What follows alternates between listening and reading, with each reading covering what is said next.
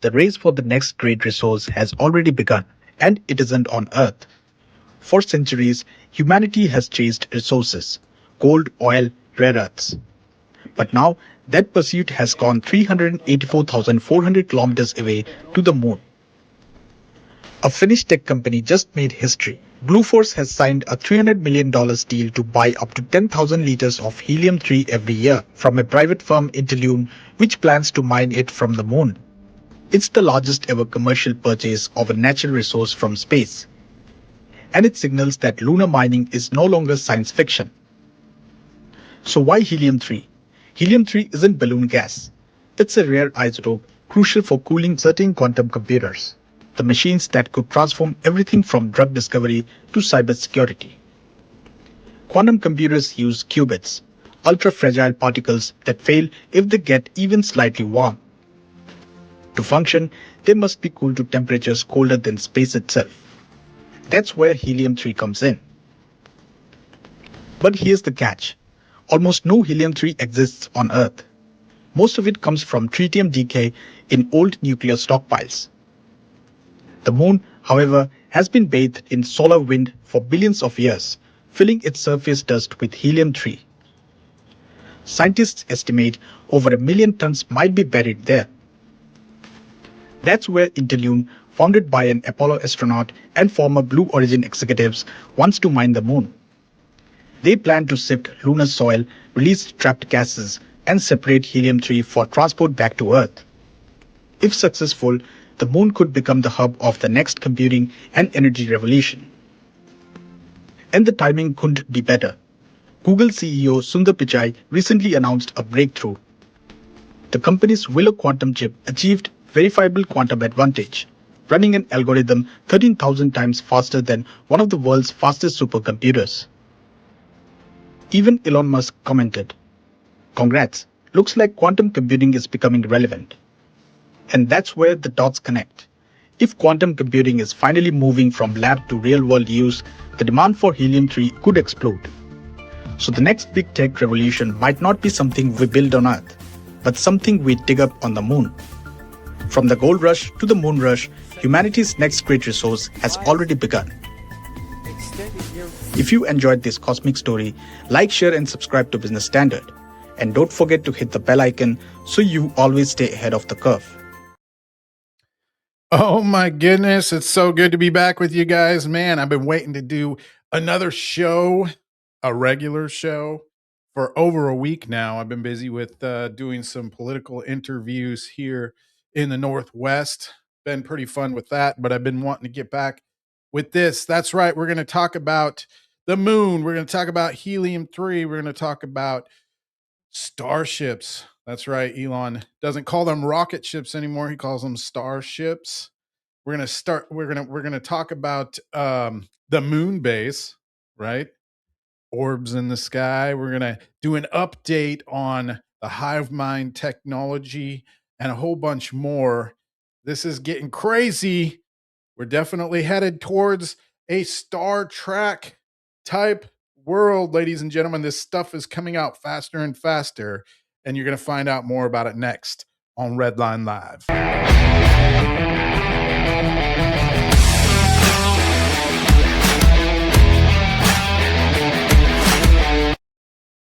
That's right. So take a look at this. SpaceX is about 4 weeks away from launching its most powerful Starship yet, says Elon Musk.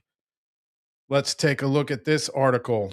The company has been prepping version 3 of Starship for a while now and is targeting early April for the rocket's debut test launch, which will be 12th overall for the Starship program. Starship V3 first flight in about 4 weeks, Musk said in a March 7th post on X. Now, if you look at the beginning of this article, this was back on the 10th. Here we are at the 24th. So this is already 2 weeks in to that 4 weeks. We're that close. The version 3 upgrade makes significant changes to Starship's Super Heavy booster and shipper upper stage. Both are slightly taller than their predecessors and produce stronger, more efficient thrust using SpaceX's upgraded Raptor 3 rocket engine. Previous Starship iterations were already the biggest and most powerful rockets ever to launch, and version 3 will continue to up the ante. There's a picture of it right there. I mean, these aren't even looking like the Star Trek versions yet. They still look like rockets, but I promise you, we are headed that direction.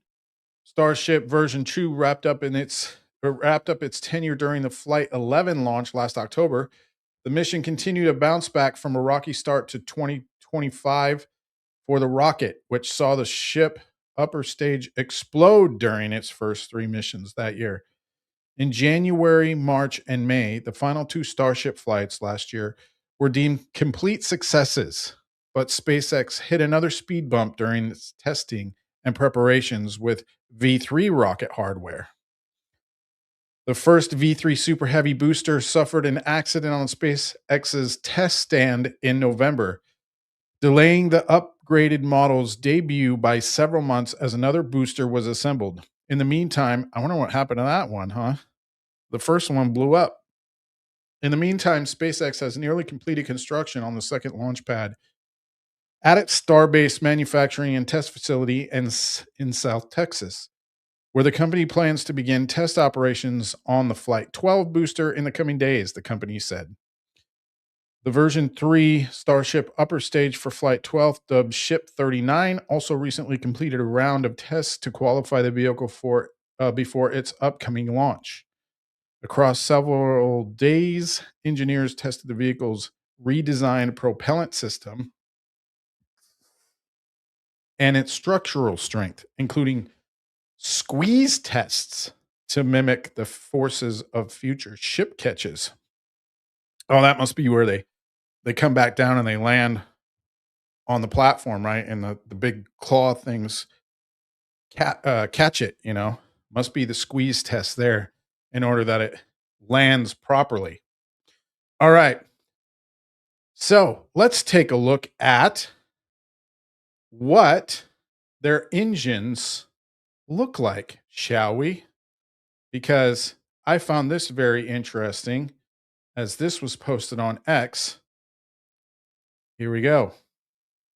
NASA's RS-25 engine delivers about 1.86 million newtons of thrust with a class-leading specific impulse of whatever, drawing a decades of space shuttle proven reliability to power SLS toward the moon. SpaceX's Raptor 3 produces roughly 2.3 mn of thrust per engine, using a full flow stage combustion cycle and liquid methane to enable rapid reuse and high production rates. Put side by side, RS-25 represents maximum efficiency and heritage, while Raptor 3 embodies raw thrust, reusability, and scale. 2 engines defining very different paths to deep space. So we look at this. So you got NASA's engine and you got Elon's Raptor 3 engine, right? So if you all notice that Elon shifted his focus from getting man to Mars to now we're looking at going to the moon. Why? Because there's an element there, just like that first video showed us. Why now? There's a race to get to the moon. And the biggest reason for this is these engines, right? So this element on the moon is supposed to be a fuel. Helium-3 is what they're talking about. And it's supposed to have collected on the moon. We only have very sparse samples of it here on Earth, not enough to actually use it as a fuel for these rockets. Now, I believe that's all going to transform as we go further and further into this, but they're talking about now getting to the moon by 2030. And these are the engines they're going with. They want to transform this into nuclear fusion because this helium-3 element is what comes from the sun. And the sun runs off of nuclear fusion, right? So not only like that first video was talking about, is it going to be something for chip production, but this is also what they want it for. They want it for uh, creating new engines and thrust to get into space because we don't have the capability of going into deep space, only suborbital and close space, like to the moon, right? Um, so let's do this real quick. And then I want to take you to another video that talks about what they want to do on the moon. And this gets really crazy. And then we're going to go into a video after that where Fox News actually came out and they were talking to the secretary of NASA about this stuff. And he reveals some stuff about what we have in our military currently that you all need to be aware of, because as we move towards this world and we don't understand if these things can actually become a reality, ladies and gentlemen, they are right now. It's pretty crazy. So let's pop this up over here. And I'm going to go to the top, share the screen out to you. And boom. The US plans to break ground on permanent moon base by 2030. Here's what it will take. Finding water, generating power, and sheltering astronauts from radiation are just a few of the challenges NASA must solve. The U.S. Senate committee has directed NASA to begin work on a moon base as soon as practicable. Under legislation advanced by the Senate lawmakers, the outpost would serve as a science laboratory and proving ground where astronauts would develop the capabilities to live and work beyond Earth's orbit. A recent executive order issued by the White House directs NASA to establish the initial elements of a permanent moon base by 2030. Ladies and gentlemen, that's only 3.5 years away. All right. We're halfway into 2026 here. This is crazy talk. We're going to be on the moon building a permanent moon base by 2030. Since 2017, Artemis has been the NASA led program working towards a sustained human presence on the moon. This year, it will send astronauts around the moon for the first time in more than half a century. And following a shakeup of Artemis announced in late February, the space agency plans to greatly increase the frequency of Artemis missions and return humans to lunar surface in 2028. So we not only have NASA trying to do this, we have SpaceX trying to do this, we have Blue Origin trying to do this, and a plethora of other companies here in America trying to make it to the moon before any other nation does to do this. And I found an article this week. I didn't get a chance to pull it up here, but China actually shot one of Elon's Starlink satellites and blew it up with a laser in space. So they're in contention for this as well. So this is crazy, ladies and gentlemen. A vote will now decide whether Senate legislation known as NASA Authorization Act of 2026 is passed to Congress, where a second bill is also circulating. Now, you know that Trump said he's not going to sign any bill unless we pass the SAVE Act first. So we'll see if that happens. But this is another bill that they're looking at getting passed in order for us to have a moon base by 2030. The bills, which both broke down this year's funding for specific NASA programs, will be reconciled and voted on in both houses to become law. Underlying some of the announced changes is a deepened concern in Congress and the current administration about the challenge rival powers pose to U.S. leadership in space. A Chinese Russian-led moon outpost known as International Lunar Research Station is under development. What?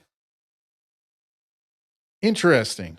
A one-page summary accompanying the Senate bill calls for a U.S. base so we can get there before the Chinese, and to dominate the moon, control strategic terrain in space, and write the rules for the 21st century. You can't make this stuff up, ladies and gentlemen. This is the kind of stuff we are moving towards. And they want to put this right in your face. If you're not paying attention, you don't know what's going on.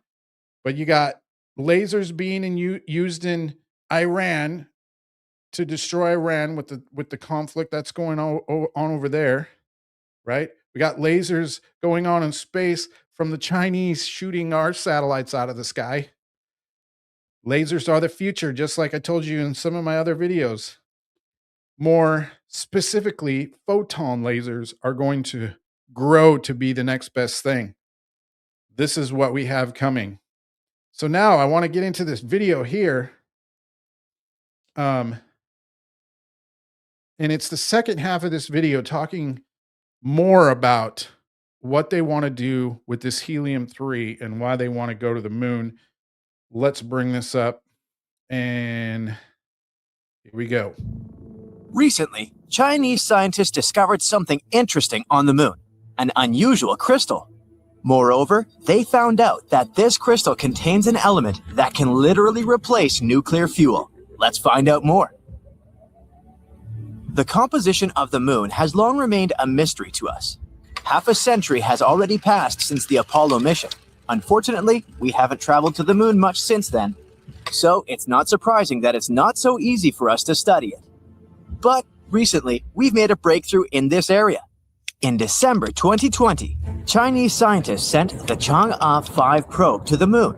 The mission was named after the ancient Chinese deity of the moon, Chang'e. Quite poetic, isn't it? Anyway, after the probe went to the nearest side of the moon, it spent several days digging through the surface and rocks, and then returned to Earth. In total, it collected about 4 pounds of various lunar rocks, like basalt, solidified lava, and so on. And yeah, maybe it doesn't sound too impressive, but it's actually a mini breakthrough. After all, we hadn't received any lunar samples since 1976. And these samples are very important for learning the history. Yeah, because we supposedly went to the moon back then, right? That's what a lot of people believe. Or is it not until now? Who knows? But here we are. History of our world. We've been struggling for many years to find out, for example, how the moon was born at all. Now, this next part, if you're a Christian believer, this next part is very sketchy, and I would not take it to heart as the real possibility of how the moon got there. But here we go. Yes, there were a lot of theories, but we still couldn't find any proper evidence for any of them. But thanks to the latest missions and some computer simulations, scientists finally found out the truth. The moon was born when some random dwarf planet crashed into our Earth many millions of years ago. This dwarf planet was slightly smaller than Mars. The fragments of the Earth went into space, but some of them stayed in our orbit. Then they stuck together and formed the moon. It sounds horrifying, but in reality, the birth of the moon was the best thing to ever happen to our planet. Hey, they stuck together and somehow formed the moon like a perfect round rock in the sky, right? What are the possibilities of that? But I digress. If it weren't for this beautiful satellite, all our oceans would be small puddles. Life wouldn't have appeared on Earth at all. So this is already an amazing discovery, but that's still not all. Studying the collected rocks, scientists from the Beijing Research Institute discovered something unusual, a rare lunar crystal. Looks pretty boring, doesn't it? Just some tiny transparent monocrystal about the thickness of a human hair. We've already found such things on the moon before. These crystals were formed as a result of volcanic activity, just like some garnets on the Earth. And yep, the place where they discovered these crystals also suffered from volcanoes 1.2 billion years ago. That means that this tiny baby is over 1 billion years old. But that's not the most important thing. It's the fact that this crystal is made of a unique material, the one that we've never seen before. Researchers from the International Mineralogical Association have confirmed that such a composition can't be found anywhere on Earth. The crystal was named Chongasite, again after the same moon deity. And this is another achievement. This is the 6th previously unknown mineral that we've found on the moon, and the first one found by China. Now, it has become the 3rd country in the world to make such a lunar discovery.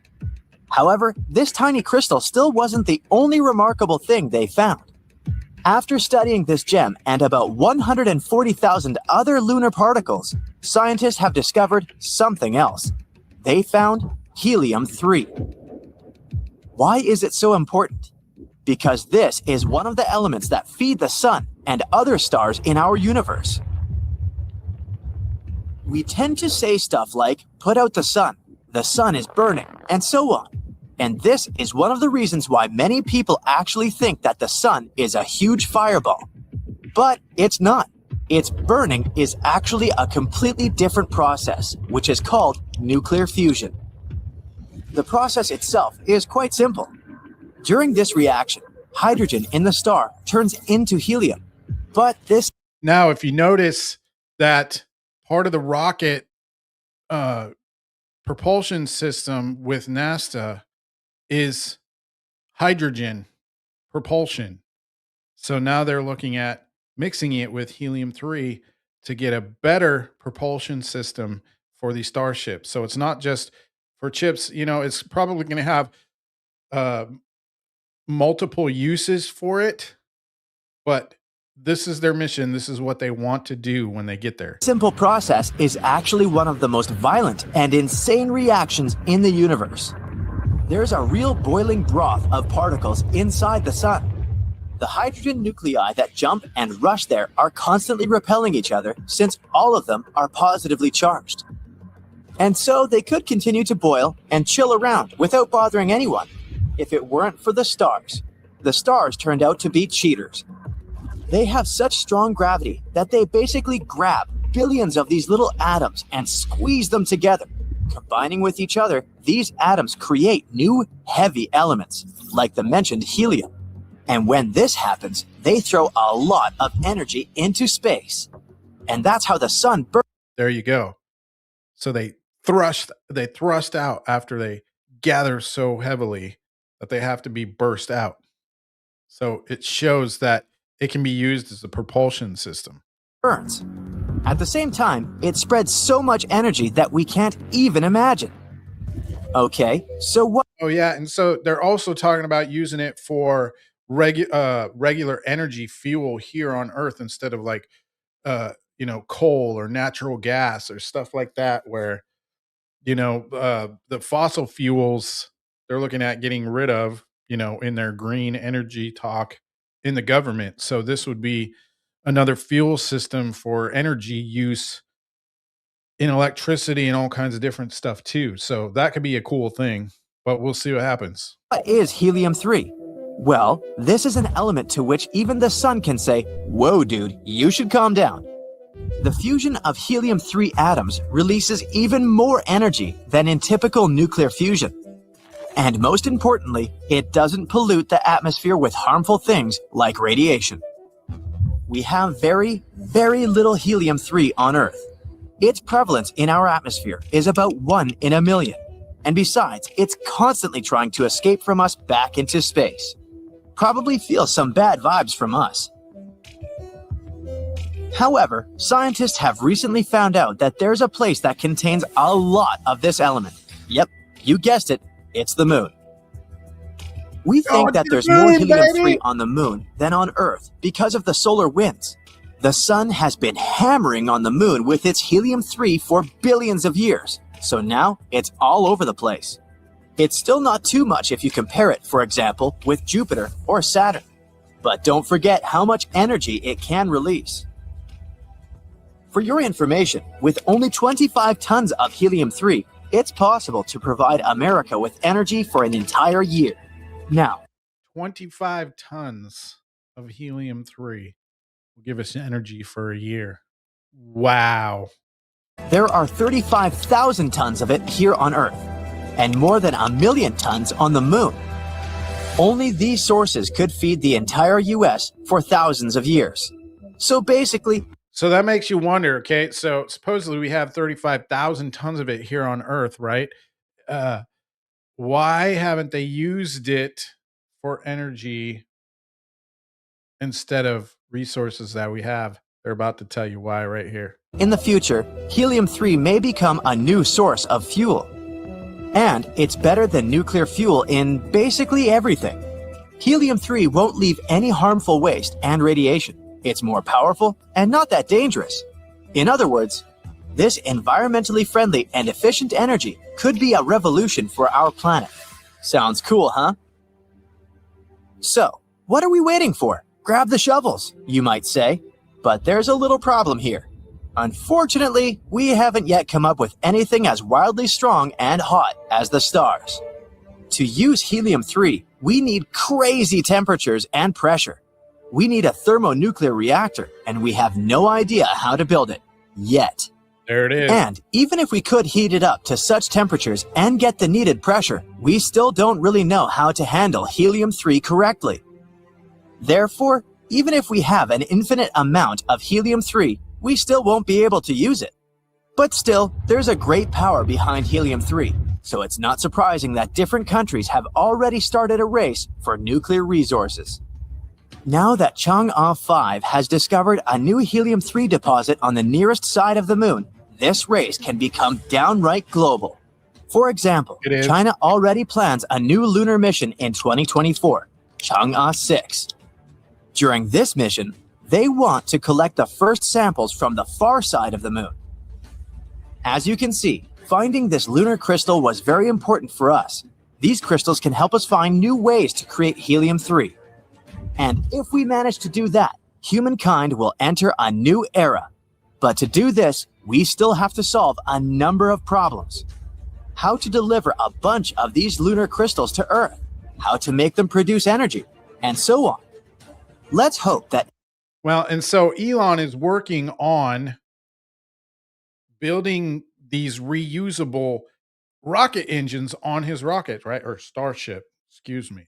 The reusable engines on them so they can go back and forth. Okay. So they are already working on that problem.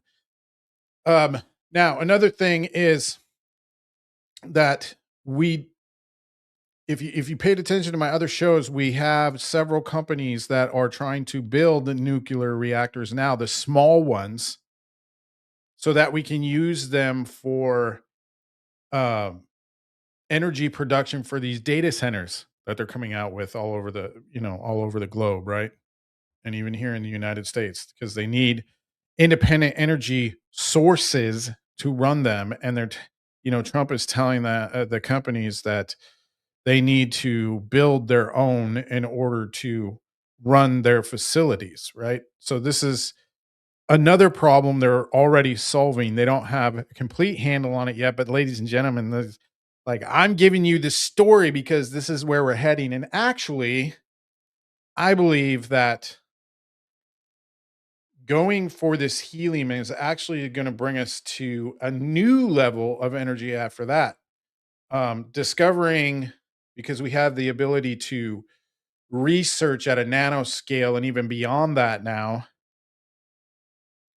we're going to discover, I believe, and if you pay attention to Star Trek, a fuel called dilithium.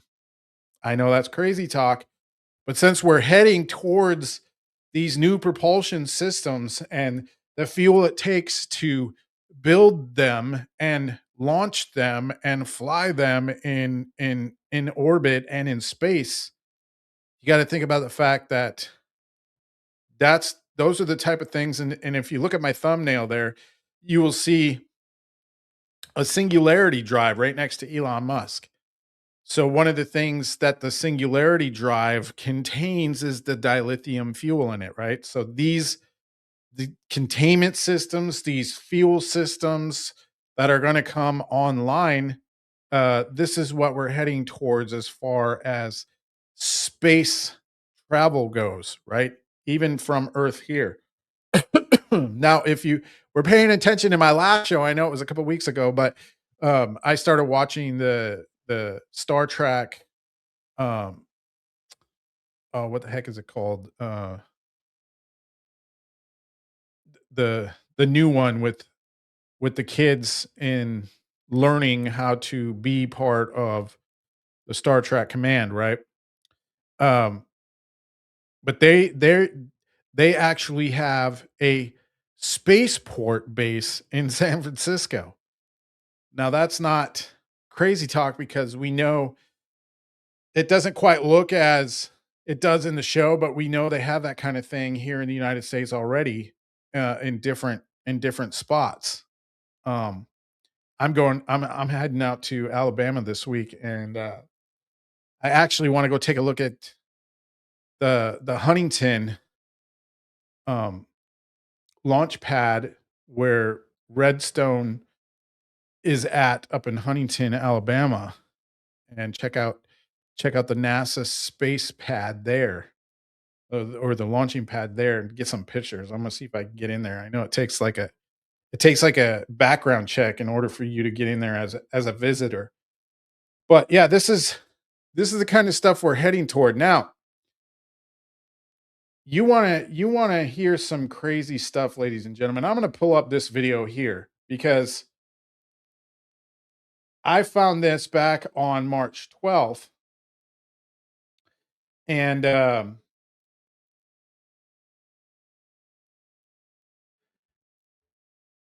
the things that they talk about. Maria Bartiromo on Fox comes out on Fox Business here, and she starts talking before she brings in the secretary for NASA to in an interview.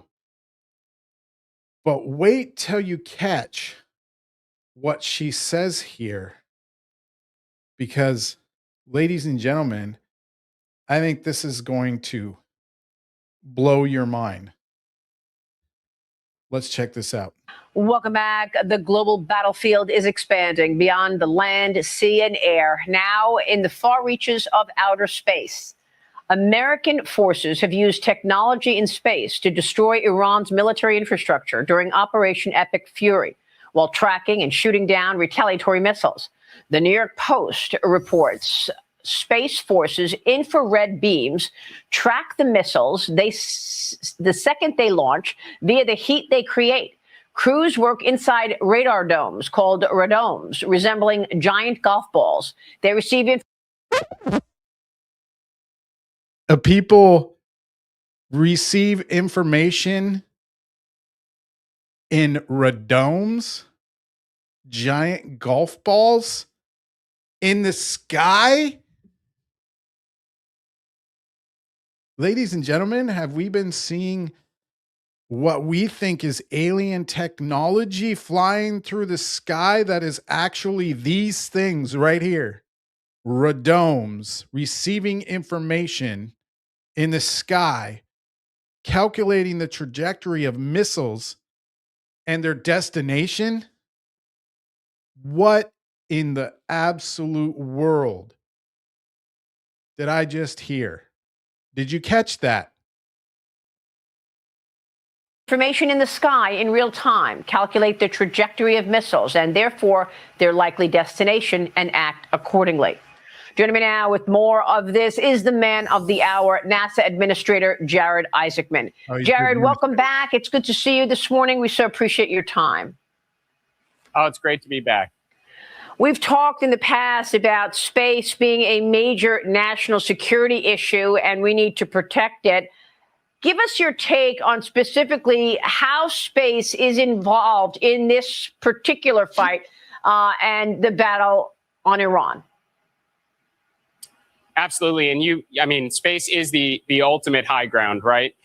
President Trump certainly. See, so this is, you really have to pay attention to this video because he says some stuff in here that, I could tell you one thing and you all look at me like I'm crazy, right? But this guy's he works for NASA and he's going to tell you this stuff that I've been saying, some of this stuff, right? And this really reminds me of a kid growing up in a game that I really loved to play on the PlayStation called Sid Meier's Civilization Revolution. And you can pick any nation you want to, and your goal, your prime objective is to reach Alpha Centauri. Ladies and gentlemen, I feel that's like what we're trying to do here. Kind of crazy.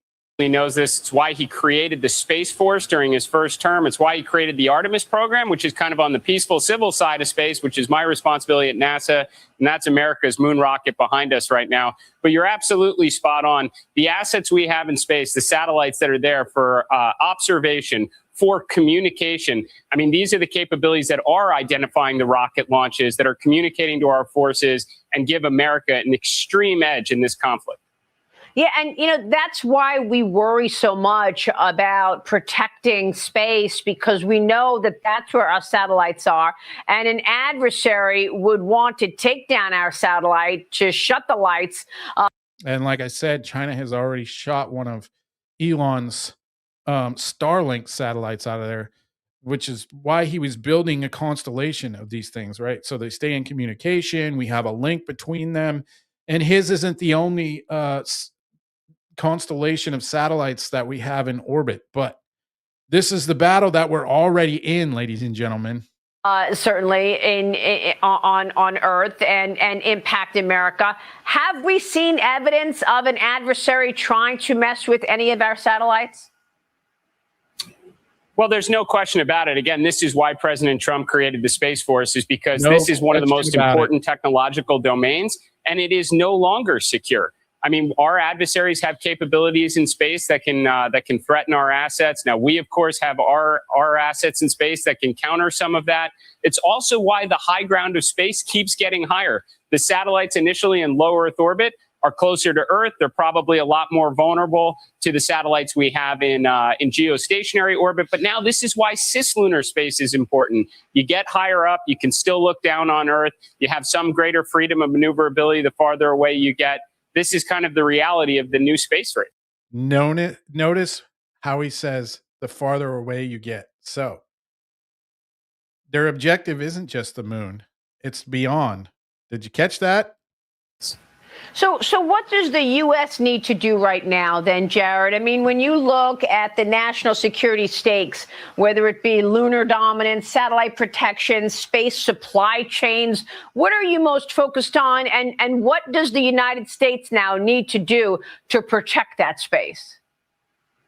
Well, my first day on the job, I'm in the Oval Office as President Trump signs America's space policy, America for superiority in space. Now, my responsibility is on the civil, peaceful side to it. What are we doing about it? We're returning to the moon. We're returning to the moon, and we're going to stay. We're going to build a lunar base. And next up is Artemis 2, which is America's moon rocket. It's right behind me. 8.8 million pounds of thrust.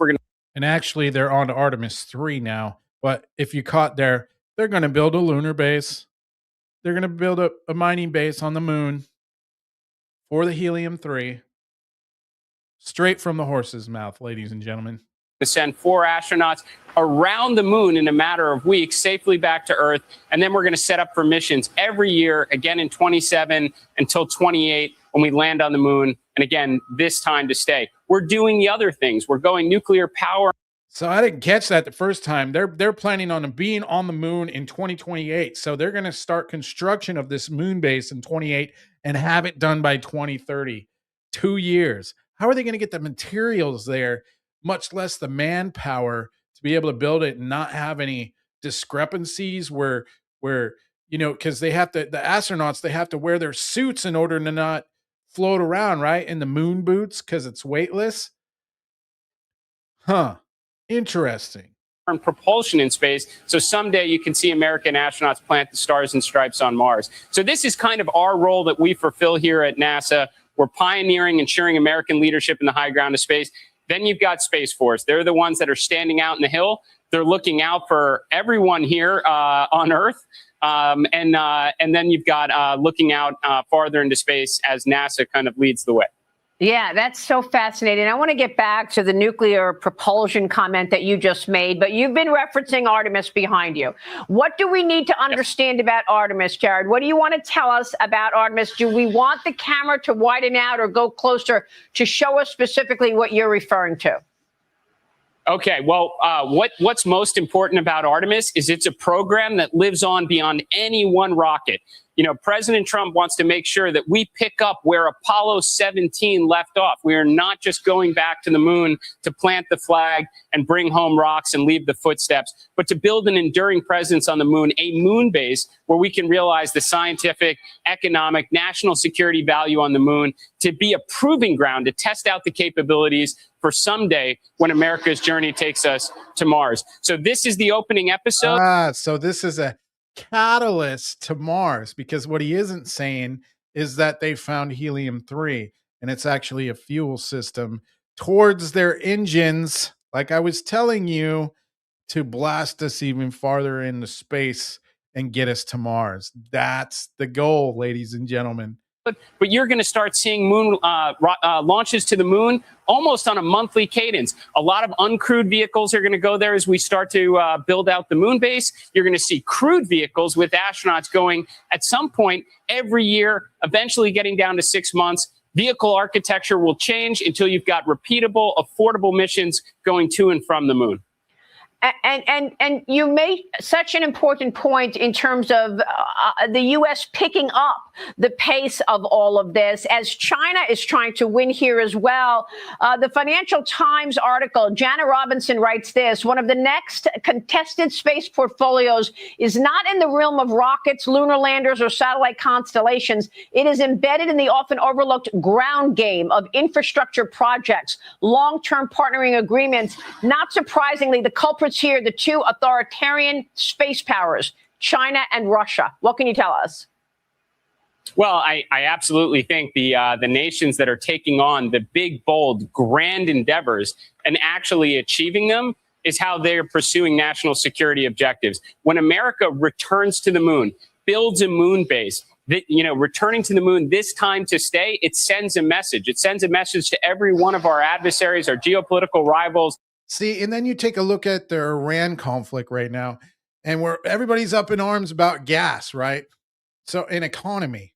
So this is one of the things that I think helps suppress those other nations from beating us to the moon. So, ladies and gentlemen, I think this is much more than the slight fixes that they're going for with this Iran conflict, regime change, oil dominance, all this other stuff. There's much more to this picture if you're really paying attention. Very intriguing. Around the world of what we are capable of doing, sends a message of what we're capable of doing across every one of the most important emerging technological domains. I will tell you, it is absolutely a race right now. Success and failure on the moon is going to be measured in months, not years. When will the U.S. have the capability to defend or even repair satellites in space? Well, I'd say we have demonstration missions, again, on the kind of peaceful civil side for doing on-orbit boosting of satellites, on-orbit refueling of satellites. In fact, our entire lunar strategy with our two moon partners that are building our lunar landers, SpaceX and Blue Origin, incorporates some degree of on-orbit assembly or on-orbit cryogenic prop transfer. These are going to be game-changing capabilities for the United States. So we are moving in that direction for sure. Yeah, and if you go in and you study these different organizations, like Blue Origin is high on building different mechanisms that work with the stations in order to fulfill their objectives. So they're not just into making full rockets themselves, but more of the attachments and stuff like that. So all of these companies coming alongside NASA and SpaceX makes this whole thing work. Look, without giving anything away, obviously we want to be careful here, but do you believe that our satellites are vulnerable to cyber or kinetic attack? I 100% believe that our adversaries around the world understand how important the high ground of space is and what our satellites are capable of doing, again, from an observation and communication perspective. And they are doing everything they can to try and challenge it.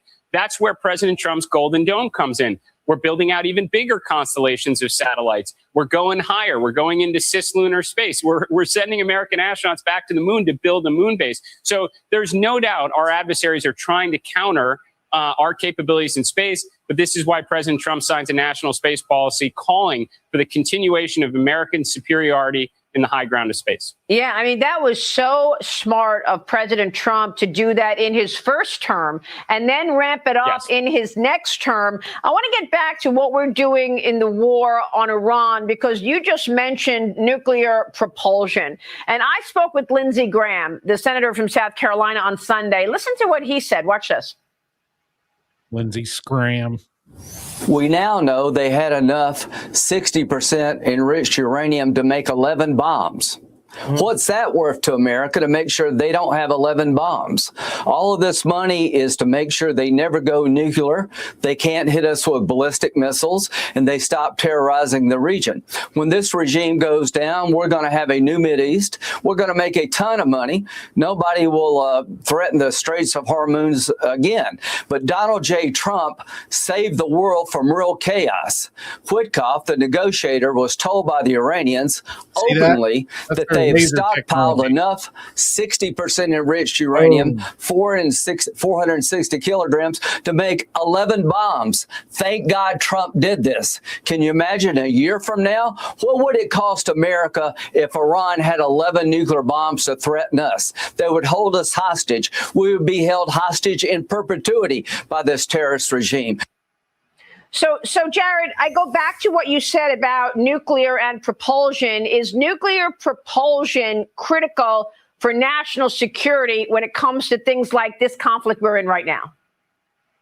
Yeah, well, I just want to say, even though I'm here in my NASA capacity, I 100% agree with President Trump, Senator Graham, in that respect. You absolutely can never let a country where they chant death to America have nuclear weapons and highly enriched uranium. You don't even need to use that material to make a bomb. You can simply scatter that material, and you can create radiological issues for lots of people and shut down entire areas of land that might not be inhabitable for a very long period of time. It's completely unacceptable for them to ever have that capability. Now, nuclear power is immensely important for civil applications, for peaceful exploration in space. You've got industry like SpaceX, Blue Origin, Rocket Lab, Firefly, all these companies, ULA, building chemical rockets.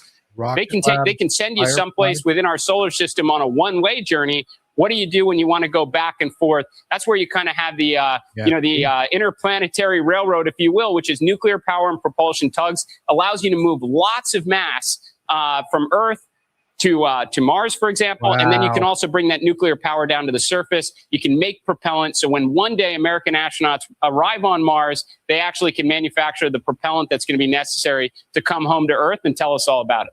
But, I guess what I'm worried about, and our viewers have worried about, is China being complicit. Aren't China and Russia right now using their space assets to assist Iran in this fight and identify our forces for targeting? Well, I certainly can't go into that. That's for the DOW and the intelligence community to talk about. What I will say, at least in the peaceful world of space exploration, Russia and China have already announced actually long ago collaboration on nuclear power on the moon, on the far side in the shaded in the South Pole, to build a nuclear power plant and alongside a research station. It's also why President Trump in his American Space Superiority executive order said America needs to build nuclear power and propulsion in space to enable Mars, but also to enable our base on the moon as a proving ground for future missions farther into the solar system. So bottom line, is space becoming the next battlefield, and is America ready for that?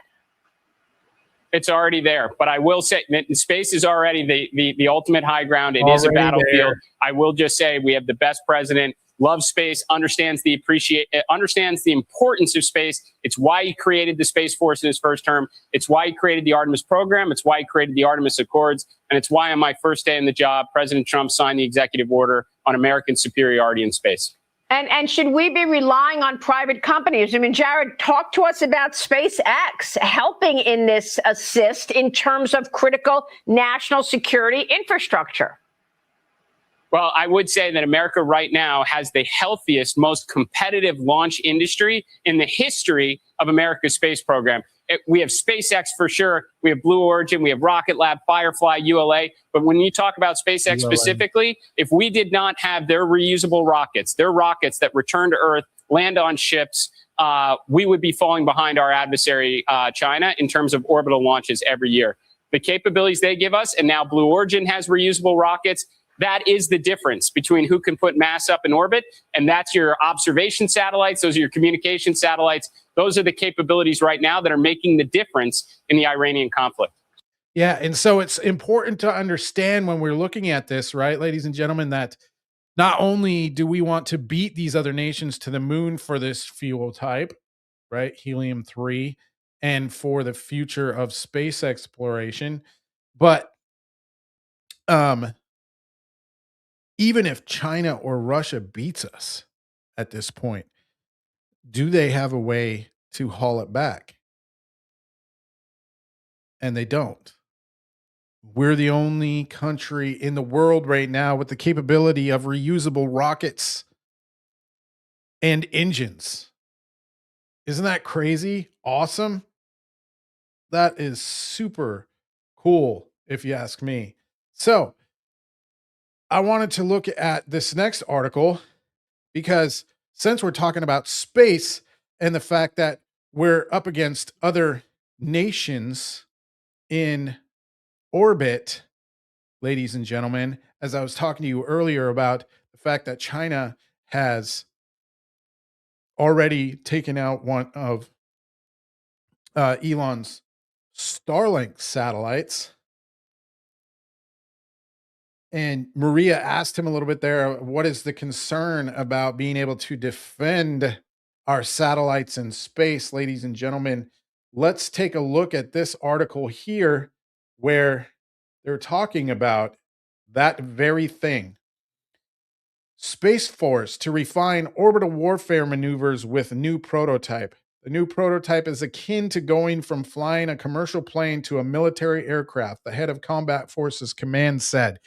Now, in my last show, I showed you guys the type of suborbital planes that Lockheed Martin is building and NASA is building for this very thing. Not only are they supersonic, ladies and gentlemen, but they're going to have the weaponry, aka probably laser beams, to battle against these other nations in space.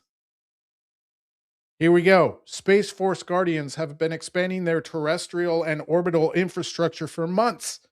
And this month, they gained a new asset, a prototype that will let them train in kind of orbital warfare the surface wants to master.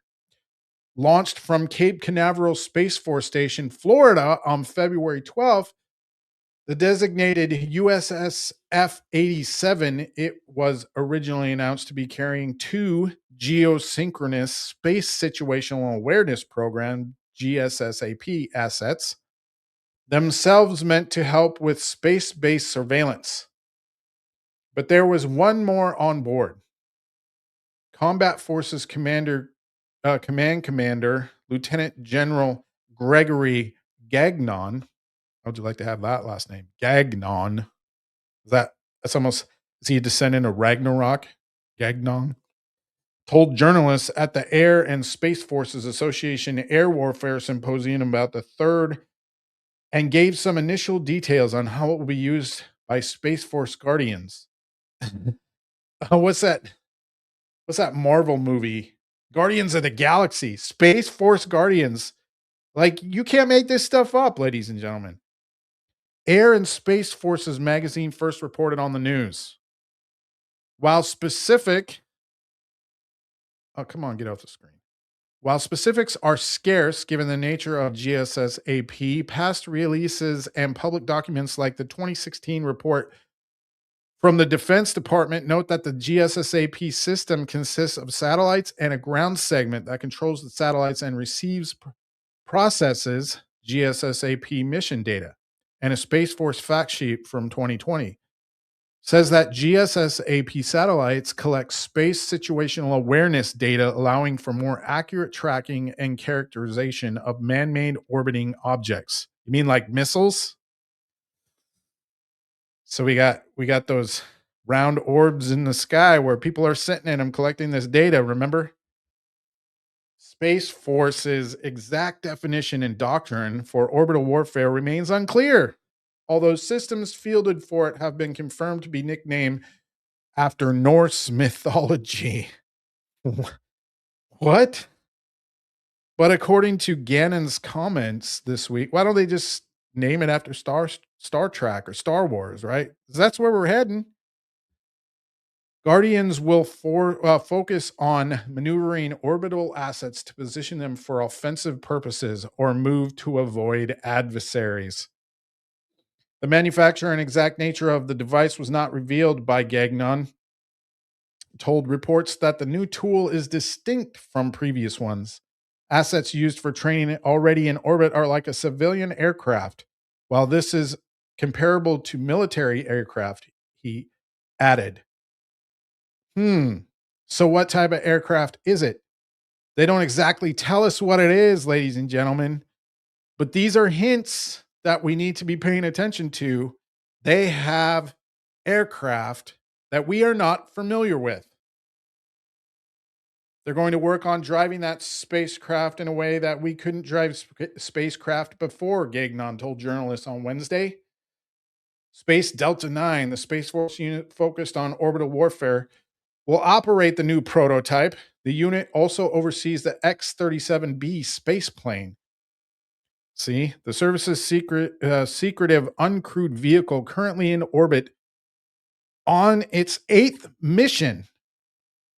So how long have they been doing this? And we've been seeing this stuff in the sky, and everybody wants to believe that it's aliens. Although Gagnon did not mention it specifically, the launch and activation of a new maneuver training vehicle fits into previously revealed plans for an orbital opposition force. Put out last year, that would allow Guardians to train for theoretical space-based conflicts against similarly deployed enemy systems in low Earth orbit. We're going to start seeing some crazy stuff happening in our skies, ladies and gentlemen. During the same event, Gagnon also talked to reporters vaguely about protective measures for American satellites. He did not go into specifics, but other developments by the service suggest what it could entail. Space Force began seriously talking about the concept of orbital warfare last year, although the service had prioritized expanding its infrastructure in space and countering enemy satellites. It wasn't until last spring that officials started talking about using kinetic and non-kinetic weapons to target enemy systems from space. Yeah, lasers. Lasers. Wow. So there you go. Isn't that crazy? We are in subspace orbital warfare with other countries. Did you even know that? Did you even know that? This is crazy, ladies and gentlemen. Now, I was going to go into the time crystal thing, but for the sake of time here, I wanted to hit on one other thing because if you guys remember, I talked in a previous show about the AI hive mind, right? So this is the last thing I'm going to talk about before we close out here, but the AI hive mind and how they were going to use it on our drones as part of a collective strike force with our drones, right? But ladies and gentlemen, check this out. YFQ-44A CCA test shields AI's hive mind and Endural's latest AIs during single flight. What is that? They are using hive mind on our airplanes, ladies and gentlemen.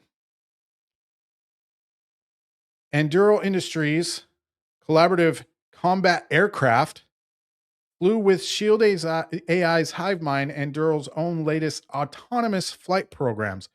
Both companies announced on February 26th, 2026, earlier this year, Notably, the drone also switched between software mid-flight. So this is a drone, but they're looking at using this on our aircraft.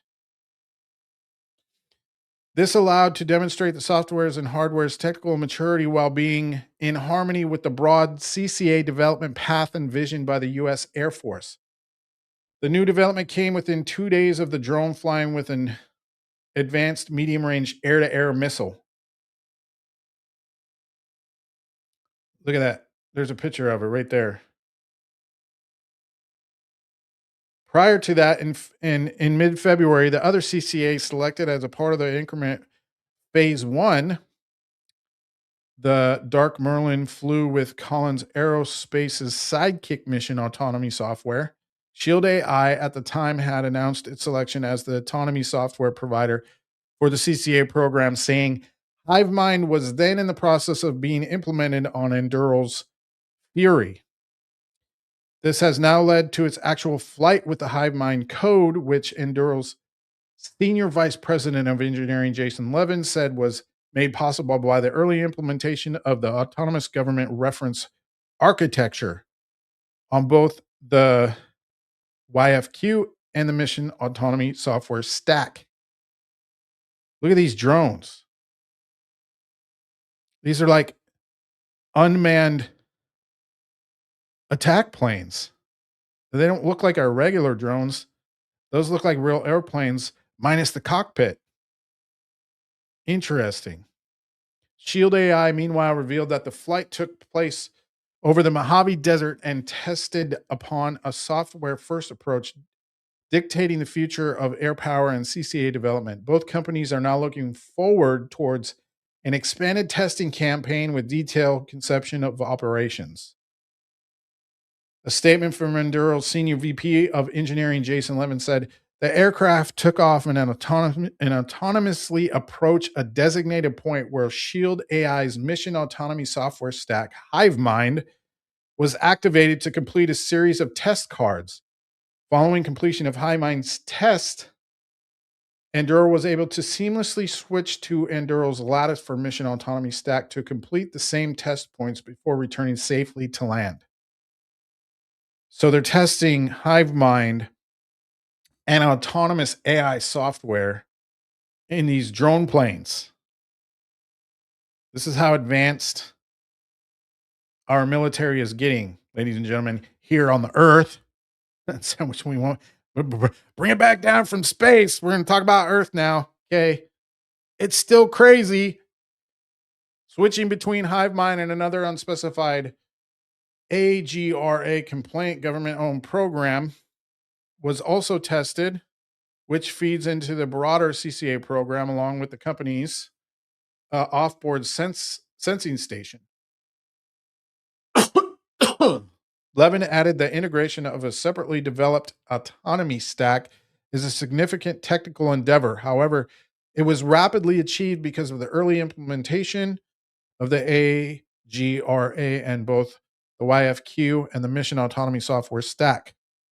The integration of the mission autonomy software unlocks the next critical phase of testing, including detailed mission ConOps, weapons integration, multi-ship flights, integration with crewed fighters. They're going to integrate these drones with crewed fighters, ladies and gentlemen, and more. Levin added. Enduro's and Shield AI's engineers integrated HiveMind with YFQ flight control software through countless software in the loop simulations and milestone hardware in the loop test events, validating the autonomy stack's performance. Wow. Like this stuff just keeps getting more and more and more and more crazy.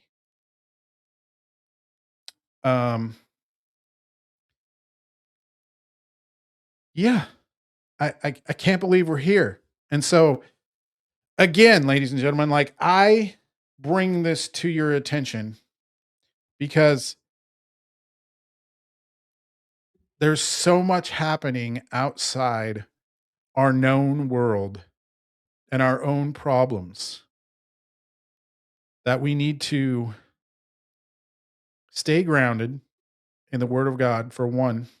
This is how we remain mentally stable as this stuff unfolds, trusting in Christ alone, but understanding what we are seeing and not drawing conclusions of necessarily alien stuff. Okay? Because they're revealing it right in front of our eyes. And I know not very many people look into this type of stuff, but this is kind of a niche study, right? That I'm into. I actually kind of enjoy looking into this stuff, but it's kind of a niche study that I'm going into based off of everything else that I'm hearing, because it's not something specific enough that people are looking into, like quantum computing and the like. Quantum computing, all of this new technology discovery that we're going into, all of these different organizations developing stuff that isn't being, I mean, it's being talked about, but it's not being talked about. You know what I'm saying? And so we need people out there talking about it so that we can have the stability of knowing what we're looking at instead of drawing supernatural or interdimensional conclusions when it's really stuff that we're making. Not to say that none of that stuff could happen, but we need to be able to discern and decipher between what is made by flesh, mankind, and what is not. Because the preparation for what is going to be supernatural that might necessarily be revealed, like they're talking about the disclosure stuff, when it actually presents itself, then we will know exactly what it is. Okay? We get to separate those in Jesus' name.